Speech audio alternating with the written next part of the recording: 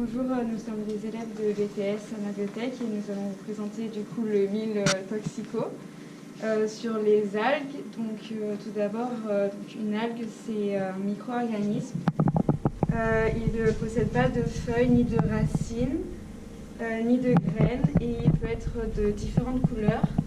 Il peut être bleu, rouge, vert et ils possèdent tous la chlorophylle, c'est un pigment vert ici. Les algues, elles font aussi la photosynthèse.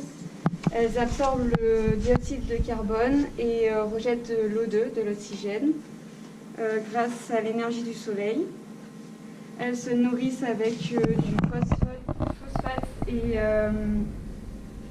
d'azote. Et elles se multiplient aussi par bourgeonnement ou par fragmentation. Donc il existe des macro-algues. C'est les algues les plus profondes et elles sont brunes. Elles peuvent atteindre une quarantaine de mètres.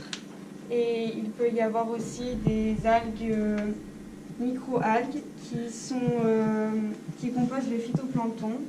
Et ils sont à la base de la chaîne alimentaire marine. Donc parmi les milliers d'espèces de macro-algues, il peut y avoir les algues brunes, rouges ou vertes qui sont utilisées dans l'alimentation. De nombreuses espèces d'algues sont comestibles pour l'homme ou pour les animaux.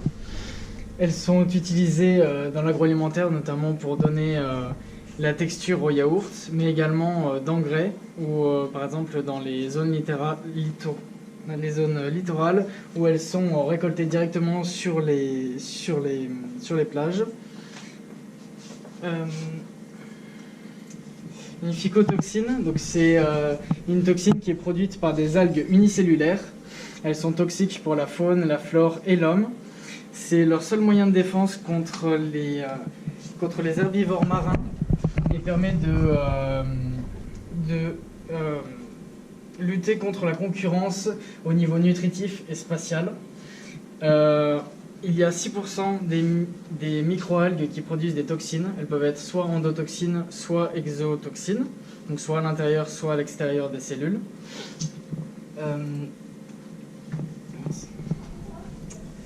Elles peuvent être soit hépatotoxines, donc qui attaquent le foie, soit neurotoxines qui attaquent le système nerveux, ou d'autres qui peuvent seulement irriter la peau. Ces toxines sont libérées lors de la mort de la cellule.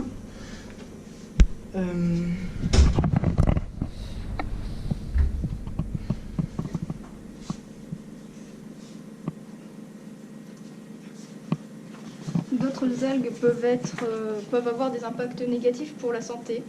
De même, la consommation de coquillages contaminés peut provoquer des troubles plus ou moins graves, allant de la gastro-entérite qui est provoquée par l'algue qui est ici, l'algue Dinophysis, on a une vue au microscope, ou la perte de coordination motrice, la paralysie, voire aller jusqu'à la mort qui est provoquée par l'algue Alexandrium.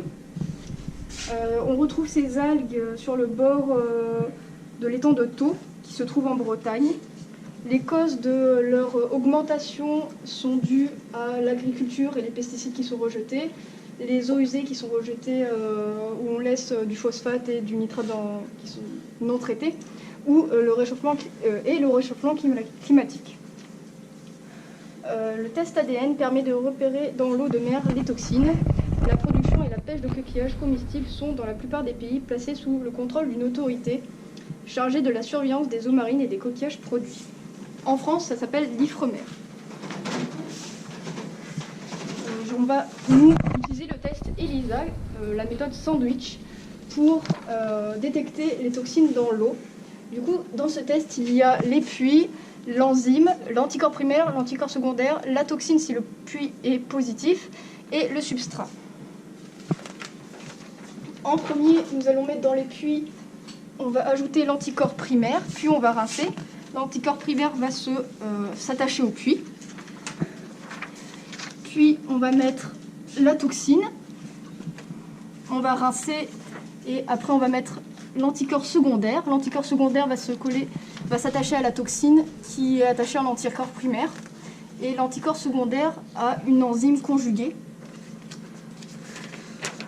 On va rincer et après on va ajouter le substrat qui va colorer les puits, qui montre la présence de toxines dans les puits. Et pour finir, on va mettre de l'acide chlorhydrique pour colorer le milieu et qu'on puisse l'observer au spectrophotomètre. On va donc passer à la manipulation avec Quentin qui va effectuer le protocole. Donc tout d'abord, tu dois prendre de l'anticorps primaire, donc AC1, qui est là. Tu prends 50 microlitres que tu mets dans 2 puits, ou 4. Lesquels ça? Oui.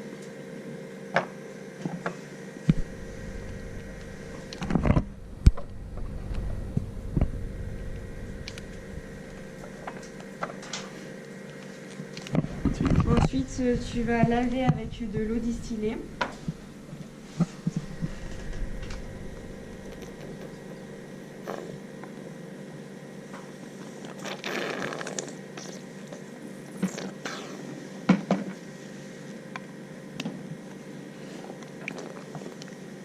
Ensuite, tu vas rincer et essuyer avec l'essuie-tout. Et mettre les échantillons qui sont dans les épermidores. Avec la même pipette? Oui, et 50. J'espère.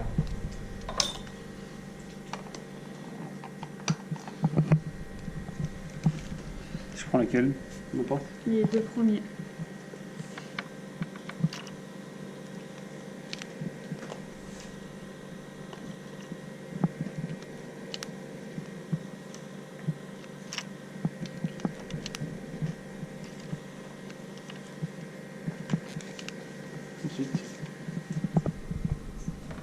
Ensuite, tu vas laver avec le distillé.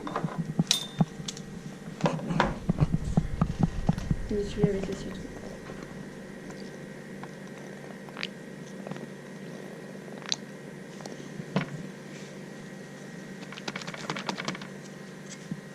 Ensuite, tu vas mettre de l'anticorps secondaire, donc AC2. La même quantité? Oui, la même quantité, toujours 50 microlitres. Dans les 4 puits.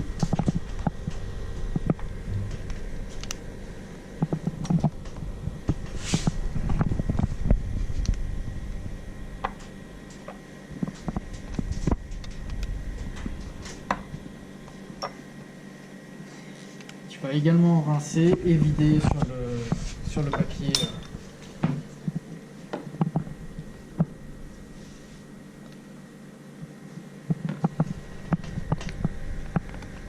Que tu vas retourner sur le papier essuie-tout. Tu vas ensuite rajouter le substrat, toujours 50 microlitres, qui va permettre de colorer la solution s'il y a une présence de toxines.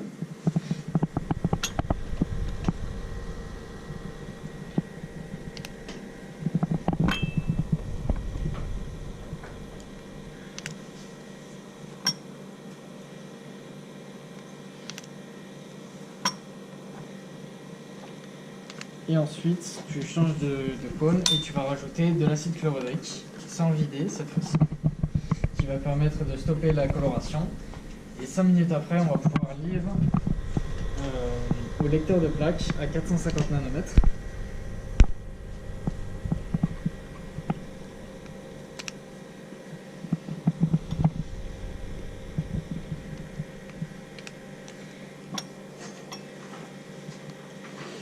Cinq minutes après, il y aura une coloration jaune, comme celle-ci. Du coup, cette plaque-là, nous allons la lire au lecteur de plaques.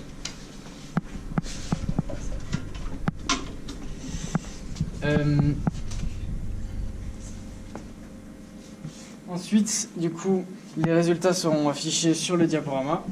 Donc, on a nos 2 témoins. Et du coup toute notre gamme étalon, parce que normalement on le fait sur toute une gamme étalon qu'on a diluée. Le premier OVR en gris, ça veut dire qu'il est saturé, la quantité de toxines est trop élevée pour l'appareil. Et ensuite, on a des positifs et des négatifs qui sont inférieurs à 1. Donc le taux de toxine est trop bas pour qu'il puisse être détecté. Donc, en conclusion, donc, les points négatifs, c'est une hausse du réchauffement climatique, l'utilisation fréquente des produits phytosanitaires. Ça va induire une augmentation du nombre d'algues et donc de leurs toxines qui peuvent induire à des maladies si consommation de l'eau. Et les points positifs seraient si on effectue une culture d'algues qu'on pourrait du coup manger pour obtenir des vitamines D. Et voilà. Merci de nous avoir écoutés. On a fini notre sujet sur la toxicologie.